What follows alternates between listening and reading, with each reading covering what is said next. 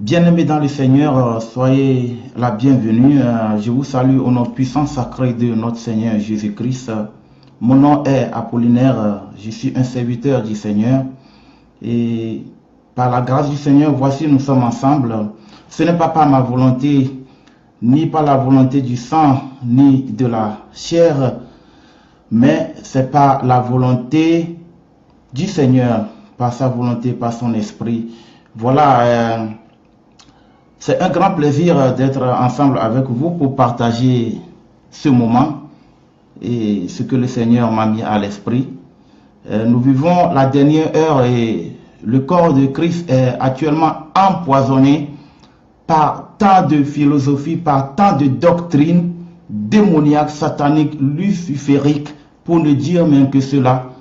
Et le peuple de Dieu est en pleine perdition. Le peuple qui se dit de Dieu est aujourd'hui devenu la proie des vautours, des bandits, des pasteurs criminels qui s'accordent des titres et beaucoup de titres qui n'existent même pas. Certains sont révérends, certains sont des prophètes, certains sont de je ne sais pas quoi, et voilà. Mais grâce soit rendue à Dieu, le Père de notre Seigneur Jésus-Christ, qui nous a bénis de toute bénédiction et qui nous éloigne de toutes ces abominations. Voilà, nous allons remettre le moment au Seigneur et nous allons continuer. Père de gloire, Dieu Tout-Puissant, éternel des armées, toi qui as créé toutes choses par ton puissance, Seigneur, c'est à toi que nous nous adressons en ce moment. Ô Dieu d'amour, seul ton amour nous suffit. Seigneur, par ton esprit, accompagne-nous durant cet enseignement, que je ne raconte que des choses qui viennent de toi, des choses qui viennent de ton esprit, que rien ne vienne de la chair. Seigneur, édifie-nous, enseigne-nous sur les points même qui semblent être difficiles. La Bible nous dit que la révélation de ta parole est claire et qu'elle donne de l'intelligence aux simples. Et c'est cette intelligence-là que nous te demandons, Seigneur, de nous accorder afin de comprendre quelle est ta volonté.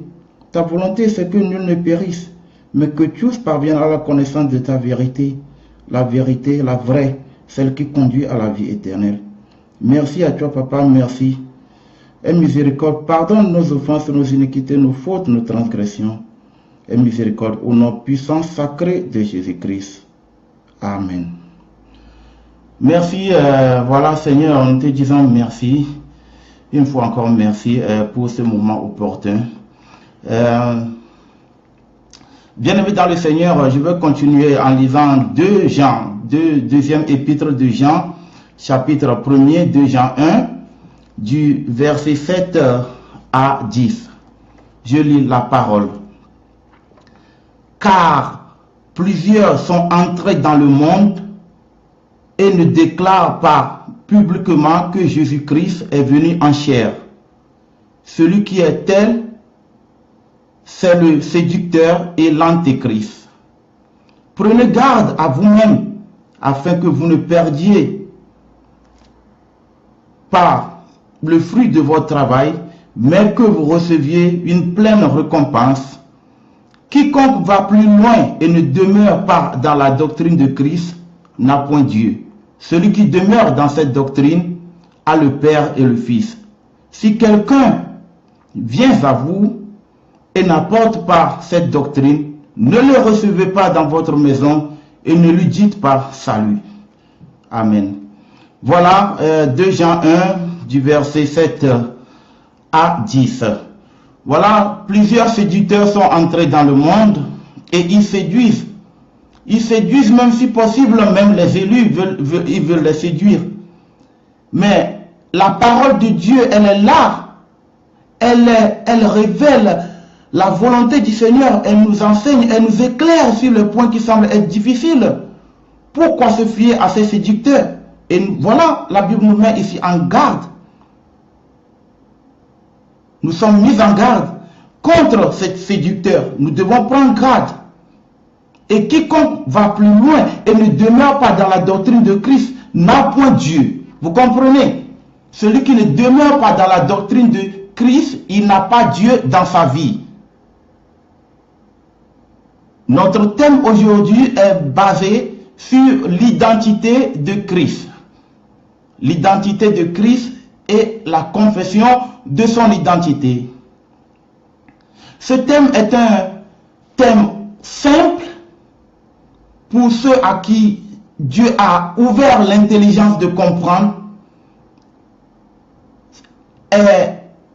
C'est un sujet simple pour ceux qui sont appelés à comprendre la parole de Dieu. Il n'est pas question de posséder des diplômes en tant que professeur, docteur, ou bien être docteur, professeur, je ne sais pas dans quelle faculté, mais il est ici question de la parole de Dieu. Et seul par l'Esprit de Dieu que l'on parvient à la compréhension de cette parole. Elle est simple, elle révèle. Mais lorsque l'on est animé par l'Esprit de Dieu, l'on comprend la parole de Dieu.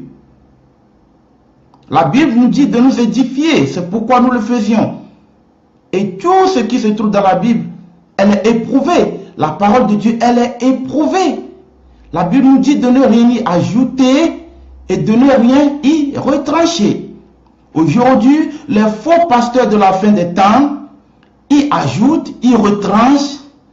Ils sont arrivés même au point à écrire leur propre Bible selon leur compréhension et leur volonté. Et c'est quelque chose de très grave. C'est l'abomination de la désolation qu'on voit actuellement dans les lieux célestes. L'identité de Christ, c'est notre thème et nous allons partir dans le livre de Matthieu. Matthieu, le chapitre 16, à partir du verset 13. Le premier livre du Nouveau Testament, Matthieu. Matthieu, le chapitre 16, du verset 13 à 17. Je lis la parole.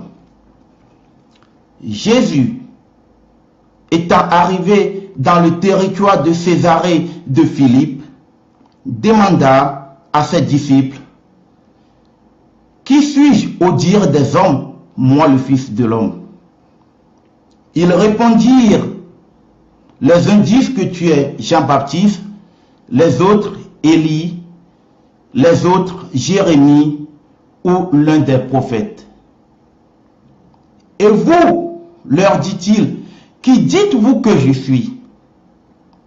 Simon-Pierre répondit, tu es le Christ, le Fils du Dieu vivant. Jésus, reprenant la parole, lui dit, tu es heureux, Simon, fils de Jonas, car ce ne sont pas la chair et le sang qui t'ont révélé cela, mais c'est mon Père qui est dans les cieux. Amen. Matthieu chapitre 16 du verset 13 à 17. Voilà l'identité de notre majestueux, glorieux Seigneur Jésus-Christ. Jésus-Christ est le Fils de Dieu. Jésus-Christ n'est pas son propre Père, comme certains le font en philosophant, beaucoup d'aveuglés, beaucoup d'égarés, beaucoup qui se sont endurcis, refusant de lire la parole de Dieu pour être convaincus eux-mêmes, pour examiner la parole de Dieu, plonger eux-mêmes le regard comme le faisaient les Béréens dans Acte 17, verset 11. Ils avaient tellement de l'affection pour la parole qu'ils vérifiaient si ce qu'on leur enseignait était exact. Aujourd'hui, on fait comprendre par des philosophies au peuple de Dieu que Jésus-Christ est son propre Père. Mais voilà Jésus-Christ, la foule étant troublée et qui avait la confusion, la même confusion que nous voyons aujourd'hui dans le peuple qui se dit de Dieu. De beaucoup qui se disent chrétiens. Nous n'utilisons même pas encore le mot chrétien, utilisons les vrais croyants. Puisqu'il y a des faux croyants et il y a des vrais croyants. Jésus-Christ est le Fils de Dieu. Et voilà ce qu'il a demandé et la question qu'il a posée à Simon-Pierre. Et vous, qui dites-vous que je suis? Jésus-Christ, connaissant bien son identité quand même, mais leur demandant, il connaissait leurs pensées. Il savait qu'il y a toujours une confusion et qu'il y a toujours, qu'il y a toujours un problème concernant sa divinité et que Dieu n'a pas de fils. Comme nous l'apprenons de beaucoup d'autres religions païennes qui disent que comment se fait-il que Dieu peut avoir un fils? Dieu a un fils, Jésus-Christ. Même les païens, ceux qui n'ont pas donné leur vie à Jésus-Christ, à Dieu, connaissent ce verset. Jean 3, verset 16. Si vous voulez que nous lisions un peu, nous pourrons y aller rapidement à Jean 3, verset 16. Jean, le chapitre 3, verset 16.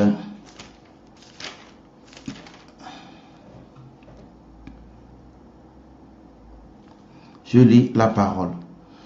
Car Dieu a tant aimé le monde qu'il a donné son Fils unique afin que quiconque croit en lui ne périsse point, mais qu'il ait la vie éternelle. Qui a tant aimé le monde? Dieu le Tout-Puissant, créateur de toutes choses. Dieu Tout-Puissant a tant aimé le monde, le Père Dieu, qu'il a donné son Fils unique, Jésus-Christ. Voilà. Jésus-Christ n'est pas son propre Père. Jésus-Christ a un Père, Dieu Tout-Puissant. Retournons à Matthieu chapitre 16, du verset 13 à 17. Prenons à partir du verset 15. Et vous, leur dit-il, qui dites-vous que je suis? Voilà la question que notre Seigneur Jésus-Christ a posée à ses disciples. Et vous, il a entendu qu'il y a la confusion parmi les autres. D'autres disent qu'il est prophète, d'autres disent qu'il est Élie, d'autres disent un peu de tout ce qu'ils voulaient. Mais il pose maintenant la question à ceux qui se disent être de lui, être ses disciples. Et vous, qui dites-vous que je suis? Peuple de Dieu, je te pose la question à l'heure-ci. Qui dis-tu que Jésus-Christ est? Le Fils de Dieu ou son propre Père? Voilà la question que Jésus-Christ a posée à ses disciples. Qui dites-vous que je suis? Et le verset 16, Simon-Pierre répondit, tu es le Christ, le Fils du Dieu vivant. Tu es, qu'il a dit, tu es le Christ, le Fils du Dieu vivant. Voilà, Christ, qui veut dire Messie, le Fils du Dieu vivant. Voilà, le Créateur tout-puissant. Et le verset 17, lisons. Jésus, reprenant la parole, lui dit, tu es heureux, Simon, fils de Jonas, car ce ne sont pas la chair et le sang qui t'ont révélé cela, mais c'est mon Père qui est dans les cieux. Ce ne sont pas la chair et le sang qui t'ont révélé cela, mais c'est mon Père qui est dans les cieux. Ce passage est très simple à comprendre. Simon-Pierre n'est pas un intellectuel. Il n'a pas reçu une éducation de haut niveau, disons. Il n'a pas assez fréquenté. Il n'est pas un intellectuel, disons simple. Il n'est pas un intellectuel. Mais l'Esprit de Dieu, le Saint-Esprit, l'a révélé. C'est-à-dire que Dieu lui a ouvert les yeux, l'intelligence, de comprendre et de confesser que Jésus-Christ est le Fils de Dieu. Voilà la vérité. Vous connaîtrez la vérité et la vérité vous affranchira. Nous allons continuer en allant dans Jean, le chapitre 1, le verset 14. Nous allons lire un passage. Jean, chapitre 1, le verset 14.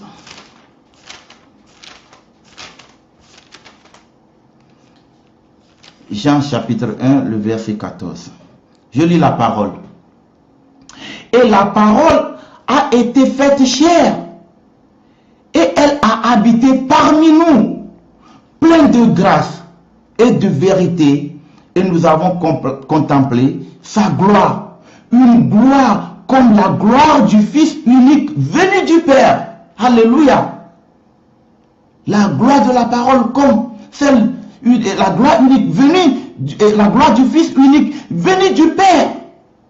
Voilà encore la confirmation de Jean ici à propos de Jésus-Christ, qu'il est le Fils unique venu du Père. La parole a été faite chair. Nous savons, selon Apocalypse 19, verset 13, que Jésus-Christ est la parole de Dieu. Et c'est cette parole qui a été faite chair, qui est Jésus-Christ. Et Jésus-Christ, mon Seigneur lui-même l'a dit dans plusieurs de ses propos, en disant que je suis sorti de Dieu. Même 2 Corinthiens, chapitre 5, verset 19 nous dit que car Dieu était en Christ réconciliant le monde. Dieu est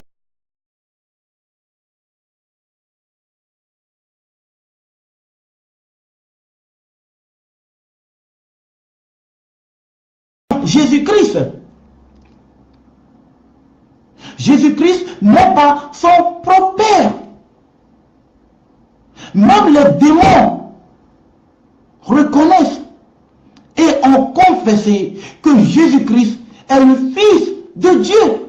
Même les démons. Donc vous qui ne croyez pas que Jésus-Christ est son propre, est le Fils de Dieu, vous qui croyez, vous qui vous fiez à des doctrines sataniques, démoniaques, lucifériques, anathèmes, abominables, conçues par des gens, des vautours, des groupes de bandits, de magiciens qui veulent vous faire connaître, qui veulent vous présenter un autre évangile que ce que notre Seigneur Jésus-Christ a donné. Malheur à vous. Malheur à vous qui suivez ces faux pasteurs, ces vautours, ces groupes de criminels organisés, de magiciens, qui vous disent que Jésus-Christ est son propre Père. Jésus-Christ n'est pas son propre Père. Jésus-Christ est le Fils du Dieu vivant. Et lui-même l'a confirmé. Lui-même s'est confessé. Voilà même son disciple, Simon-Pierre, qui a confessé. Et notre Seigneur Jésus-Christ a confirmé sa confession que ce n'est ni l'eau qui lui a révélé cela, mais c'est son Père qui est dans les cieux, l'Esprit de Dieu, le Saint-Esprit. La Bible nous dit que si quelqu'un n'a pas l'Esprit de Dieu, il ne lui appartient pas. Donc, celui qui n'a pas l'Esprit de Dieu, il ne lui appartient pas. Beaucoup de faux chrétiens sont pleins d'esprits de ruse, d'esprits maléfiques, d'esprits sataniques, et ils pensent qu'ils ont vraiment reçu le baptême du Saint-Esprit. Celui qui a reçu le baptême du Saint-Esprit n'a pas de difficulté à comprendre que Jésus-Christ n'est pas son propre Père. Il n'y a pas de cela longtemps, il y a eu des festivités, comme le faux monde des croyants le fait, et la Pâque. Il y a une Pâque de l'Éternel qui se fêtait dans Exode chapitre 12, où tout est détaillé. Allez lire, vous allez voir. Mais église babylonienne romaine, la Babylone, la grande, la mère de toutes les prostituées, a instauré une autre fête au nom de Pâques, qui s'écrit avec S. Fouillez toute la Bible, vous verrez que dans la Bible, nulle part n'est écrit les Pâques, Pâques avec S à la fin.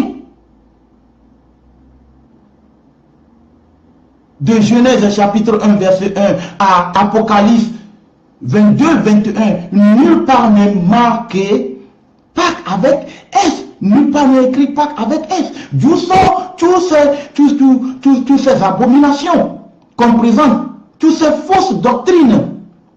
qu'on essaie d'infiltrer dans le corps de Christ, avec lequel on a empoisonné le monde chrétien. Pourquoi tout ça? D'où sort tout cela?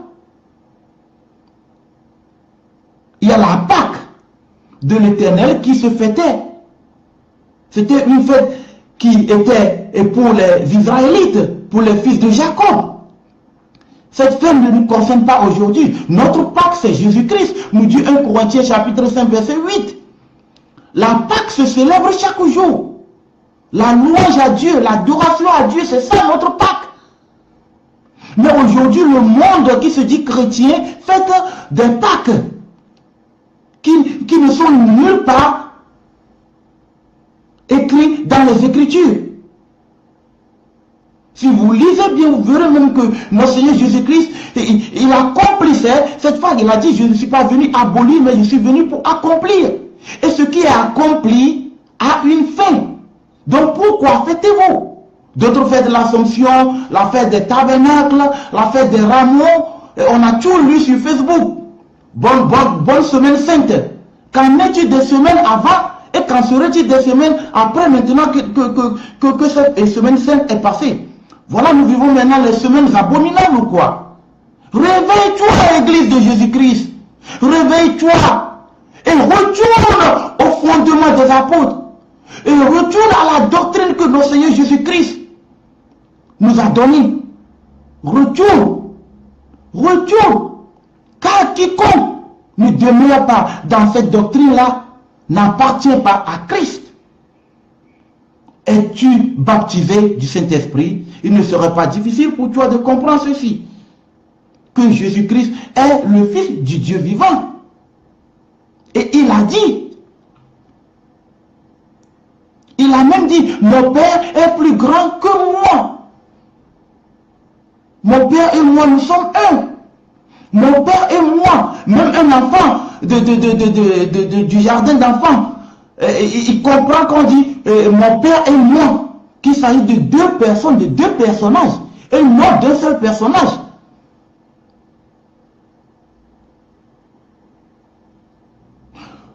Lorsqu'on est égaré, lorsqu'on n'a pas le baptême du Saint-Esprit, voilà ce qui se passe. Oui, beaucoup vont me critiquer, dire, ah, qu'est-ce qu'il raconte, mais ce que je dis, c'est la vérité. C'est la vérité. C'est la vérité. Nous allons lire Jean chapitre 1, nous allons continuer dans Jean chapitre 1, le verset 29. Je lis la parole. Le lendemain, il vit Jésus venant à lui et il dit, voici l'agneau de Dieu qui ôte le péché du monde. Voici l'agneau de Dieu qui ôte le péché du monde. Jean-Baptiste étant en train de baptiser, de prêcher la repentance, a vu Jésus-Christ qui est venu à lui et il a confessé, il a dit, voici l'agneau de Dieu qui ôte le péché du monde. Voilà l'agneau. D'autres ont fêté l'agneau pascal il y a quelques jours. Il y a de cela quelques jours, l'agneau de Dieu. Donc l'agneau de Dieu n'est pas lui-même. L'agneau de Dieu, c'est Jésus-Christ qui est l'agneau de Dieu. Et Jésus-Christ n'est pas son propre Père. Pour confirmer cela, nous allons voir dans Apocalypse 22 au verset 3. Le dernier chapitre de l'Apocalypse. Apocalypse, le dernier livre du Nouveau Testament, au verset 3. Je lis la parole du Seigneur. Il n'y aura plus d'anathème. Le trône de Dieu et de l'agneau sera dans la ville. Ses serviteurs le serviront. Voilà, il n'y aura plus d'anathème. Le trône de Dieu, un, et de l'agneau, deux. Voilà ce qui confirme encore une fois l'agneau de Dieu dont Jean-Baptiste a fait mention dans Jean chapitre 1 au verset 29. Jésus-Christ est l'agneau de Dieu. Il s'est donné sur la croix pour nos péchés. Il est l'agneau de Dieu.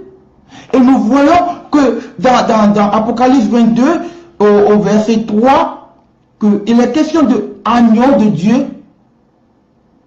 Il est question de Dieu et de son agneau. Le trône de Dieu et de l'agneau.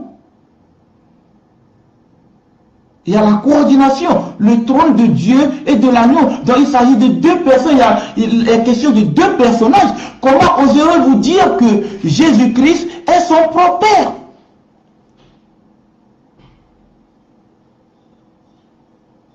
Ne faites pas de Jésus-Christ un menteur et non plus de Dieu un menteur. C'est du blasphème. Cette doctrine,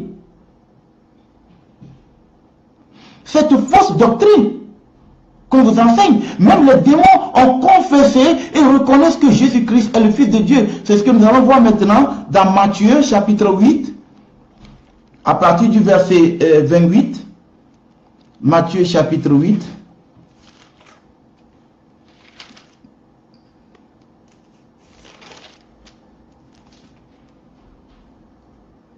Matthieu chapitre 8, à partir du verset 28. Nous allons lire du verset 28 à 29. Je lis la parole du Seigneur. Lorsqu'il fut sur l'autre bord, dans le pays des Gadanéens, deux démoniaques sortant des sépulcres vinrent au-devant de lui. Ils étaient si furieux que personne n'osait passer par là.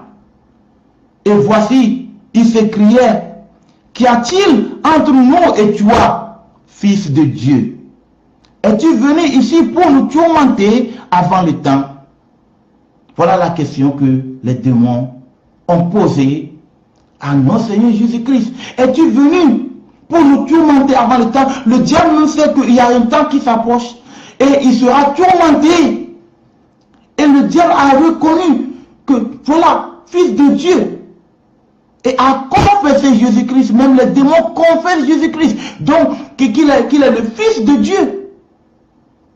Donc, vous qui dites que Jésus-Christ est son propre Père, donc vous êtes même plus pire que les démons.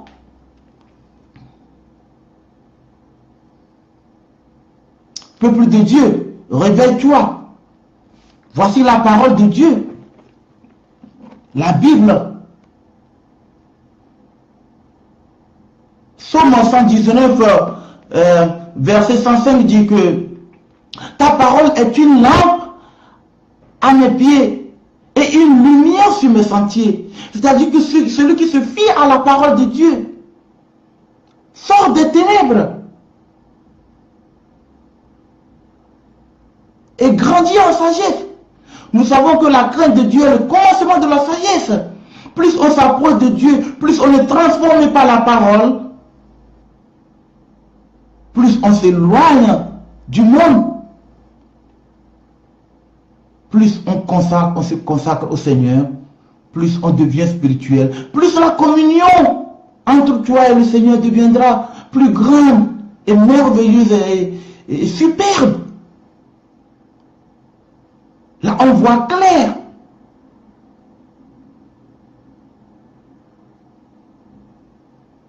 Réveille-toi, Église de Jésus-Christ.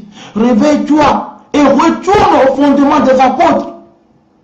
Réveille-toi et confesse que Jésus-Christ est le Fils de Dieu et que Jésus-Christ n'est pas son propre Père. Réveille-toi, Église de Jésus-Christ. Nous allons continuer dans 1 Corinthiens, chapitre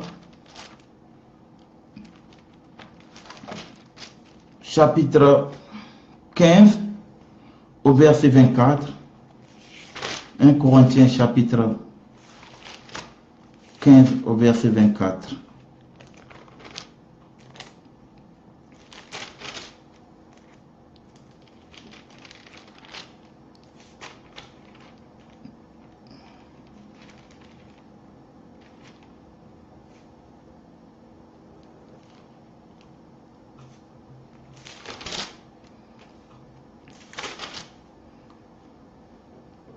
Voilà, nous allons plutôt lire à partir du verset 20 pour mieux comprendre.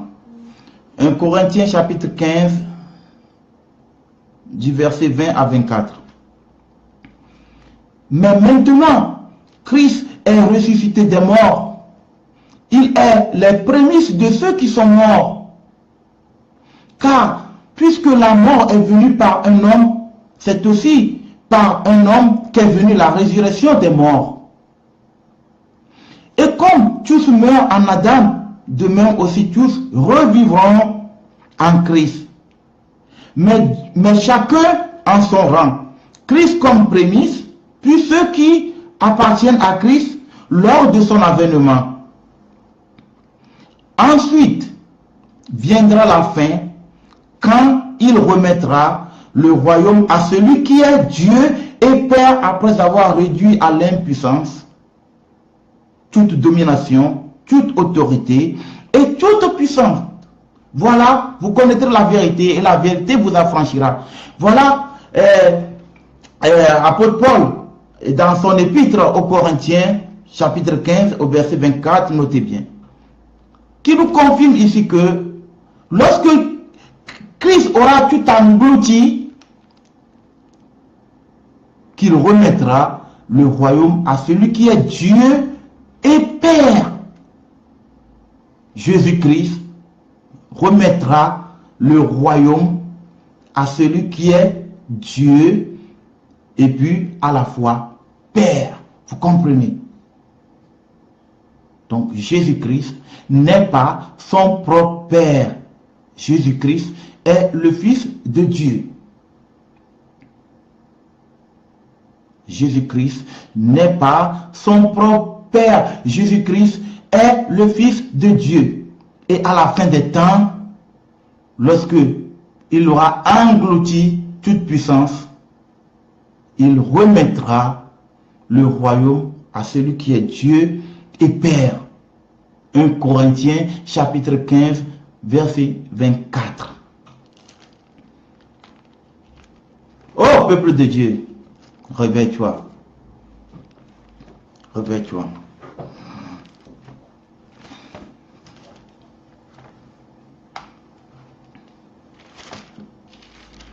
Nous allons continuer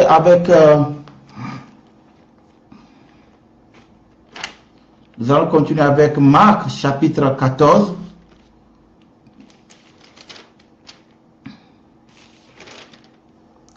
Marc chapitre 14 à partir du verset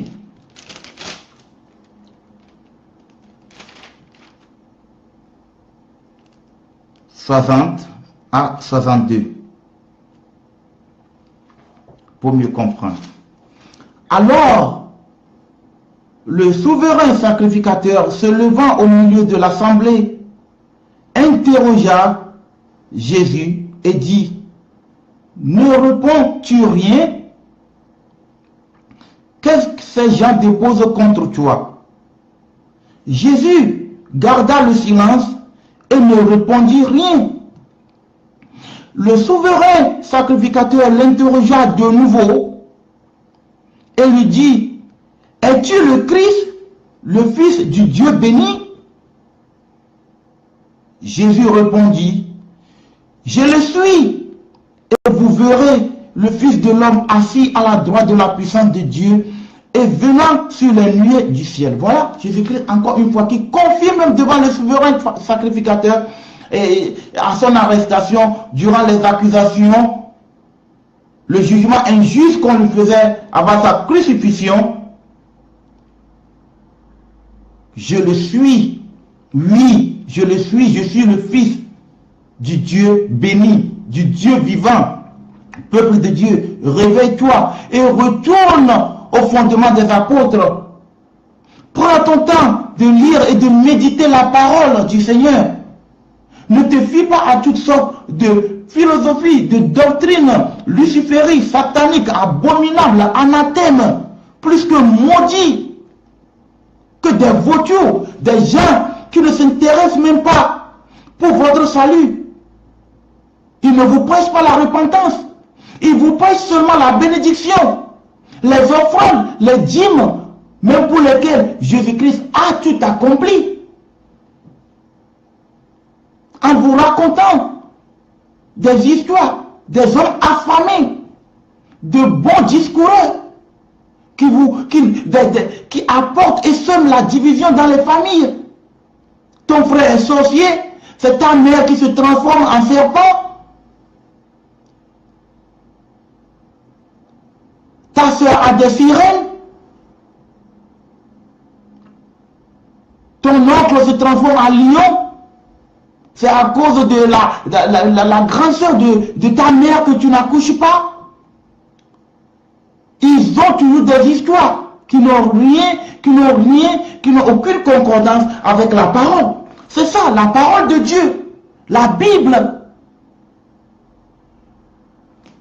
Psaume 119, verset 130 dit: la révélation de ta parole est claire. Elle donne de l'intelligence aux simples. Et la parole de Dieu est éprouvée. Si je me dis chrétien, comment est-ce que je peux m'attribuer ce grand titre d'être chrétien sans savoir, sans connaître la volonté de Christ? Je connais certains qui tiennent leur Bible en main et c'est seulement les dimanches. La loi et l'adoration, c'est seulement les dimanches qui savent qu'il faut adorer Dieu. Ils tiennent les Bibles en main pour qu'on les regarde, qui sont des chrétiens, qui sont des croyants, mais de faux croyants, des égarés, des aveuglés. Ils ne lisent pas. Mais ils lisent tous les romans, tous les livres sataniques que les faux apôtres, les vautours, les égarés, les bandes criminelles de bandits écrivent et leur vendent. Il n'y a pas un livre qui est plus grand. Nulle part tu ne trouveras nulle part ailleurs, peuple de Dieu, tu ne trouveras la révélation de Dieu, si ce n'est que dans la Bible. On vous vend des livres, vous achetez. On vous vend la parole, vous achetez. On vous vend des CD, vous achetez. Vous prenez le temps de lire ces livres. Mais vous n'avez pas le temps pour lire la parole de Dieu, pour connaître les réalités, la vérité. Peuple de Dieu, retourne au fondement des apôtres. Et ne te fie pas à des fausses doctrines sataniques, abominables, lucifériques. Avec cette doctrine, vous allez droit en enfer, sans escale. Réveille-toi, Église de Jésus-Christ. Réveille-toi. Jésus-Christ est le Fils de Dieu et non son propre Fils et Père à la fois. Que le Seigneur vous éclaire. Que l'Esprit du Seigneur ouvre votre intelligence sur ce point. Méditez la parole. Si vous avez noté les versets, je suis prêt pour toute question. Bien-aimés dans le Seigneur, comme pour commencer et comme pour terminer, chaque chose, c'est la prière, la nourriture spirituelle de tout vrai croyant. Nous sommes arrivés à la fin de cet enseignement. S'il y a des questions, nous sommes disponibles pour d'autres raisons. Le Seigneur m'a mis à cœur de répondre à toutes questions. Je vais jeter un coup d'œil sur le net pour voir s'il y a des questions.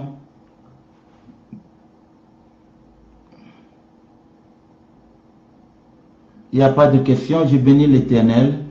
Nous rendons grâce à Dieu pour toutes choses, en tout temps, en tout lieu. Oui, car c'est ça la volonté du Seigneur, que nous rendons grâce Durant les bons moments comme durant les mauvais moments. Il y a des chrétiens, ils ne bénissent que l'Éternel lorsqu'ils ont quelque chose de spécial, lorsque le Seigneur leur fait quelque chose de grand. Le Seigneur a dit le mal comme le bien, tous deux, c'est lui qui les a fait. Donc la Bible nous dit de rendre grâce à Dieu en toutes circonstances, que ce soit le mal ou pour le bon. Rendons toujours grâce à Dieu. Le Seigneur demeure infiniment insondable. Dieu est esprit et il faut que ceux qui l'adorent en esprit et en vérité.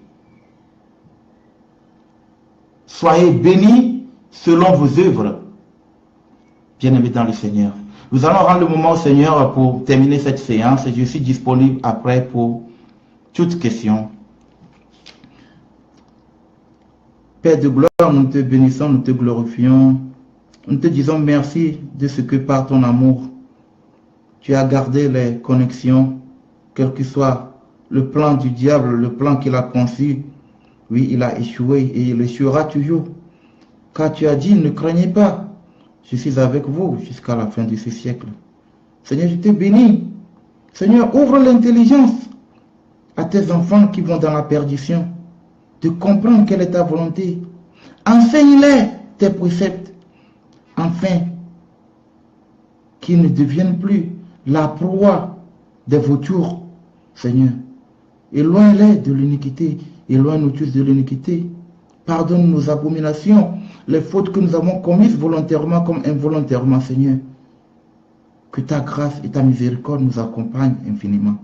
Merci, Papa, merci.